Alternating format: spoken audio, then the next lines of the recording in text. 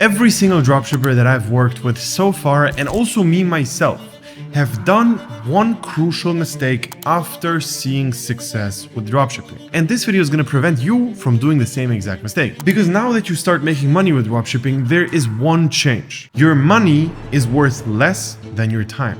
And you need to start understanding how to spend your money wisely and where your money is spent just on bullshit. I noticed this huge issue with one student who's already crushing it. Actually, he's the guy from the last YouTube interview I made. He's already making over like 50K a month, but he was reaching out to a bunch of influencers and all of them were taking way too long to actually deliver the video to him. And he was basically complaining about it and didn't know what to do. And I literally told him, hey, how about you tell them you're gonna pay them double if they deliver it in 2 days. Problem solved, right? It's super simple and it's a very quick fix. Basically, instead of constantly asking yourself, how can I spend money? You're gonna ask yourself, where do I actually need to spend money? You're never gonna have this crazy idea of you actually spending money before anybody asks. This is something you need to change. You need to see moments where you're able to spend money, because every single time I can spend money on solving a problem, I am relieved. I'm thinking, this is amazing. I just have to spend money and done. Because now I just take money from the pile of money which is in the bank account, which I truly do not care about because it's useless. It's just laying there. That number is gonna go down, but now my problem is solved. Perfect. This is something you need to adapt as well.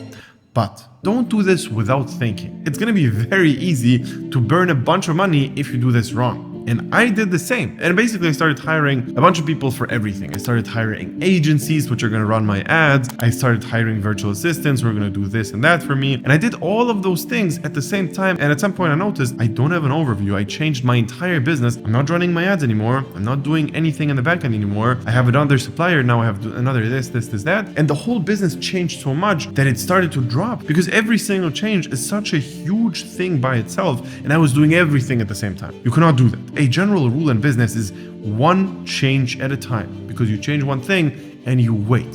You see if something changed or not. So for example, if your results go down, obviously change it back. But if you did 5 changes, you have no clue how to backtrack now what the actual thing was that did the change. What can you actually spend your money on? First of all, do not hire an ad agency. Don't get an agency who's just going to run the ads for you and basically test the products for you. That is a mistake.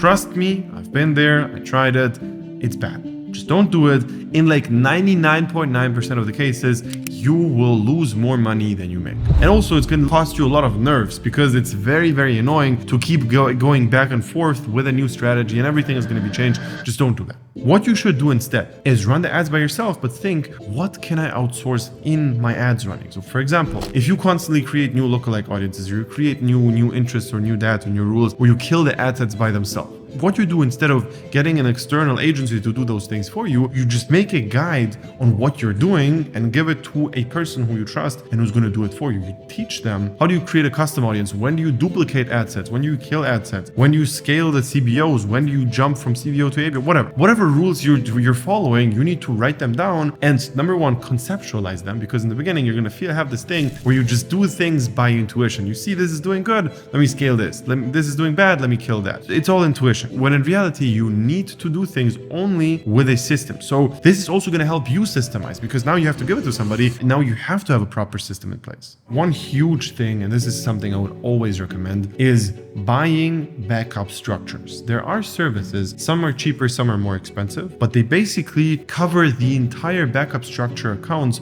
for you. So you pay them either a couple of $1,000s per month, and they basically give you like a bunch of Facebook accounts, a bunch of Facebook pages. They give you everything included, like a full package. And you pay them a couple of $1,000s per month, and now you have stable Facebook accounts. That problem is solved. This is something which is super powerful, because now you can test as much as you want. You don't have to be worried about any blocks or something like that. And this is something very beneficial. What you can also do is just buying accounts in general, or one trick I learned, which is super powerful, is you can just text people on Upwork and pay them like $50 to get accounts from them. You just tell them, hey, I'm going to pay you $50 if you give me your account logins. And everybody does it. One thing which I would definitely not recommend you doing as well is buying stores. You definitely don't need to buy a running brand and just take that over over because they're normally super overpriced, and basically you don't know what's going on in the back end. And in a lot of the cases, the people who are selling are not going to be 100% honest with you and don't tell you what actually is the real reason why they're selling their brand. The chances of them having a big issue, and that's the reason why they're selling the brand,